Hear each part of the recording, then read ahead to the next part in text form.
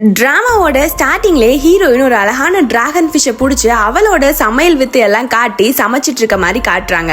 ஹீரோயினை அவளை பயங்கர பெருமையா நினைச்சுக்கலாம், நம்ம இவ்வளோ அழகா குக் பண்றோமே அப்படின்ட்டு. ஹீரோயினுமே குக் பண்ணி முடிச்சுட்டு சாப்பிடலான்னு போறப்ப திடீர்னு இடி மின்னல் எல்லாம் தாக்குது. ஹீரோயின் அதை தாண்டி அதே இடத்துல நின்று சாப்பிட்டு இருக்கப்ப திடீர்னு ஒரு மின்னல் அவளையே தாக்கி அந்த இடத்துல இறந்து போறா.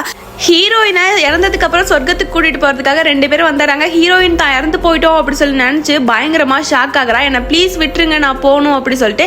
அப்பதான் அங்க இருக்க 2 பேரும் ஒரு நோட் புக்கை காட்டுறாங்க. உன்னோட டேட் முடிஞ்சு போச்சு பாரு அப்படி சொல்லிட்டு.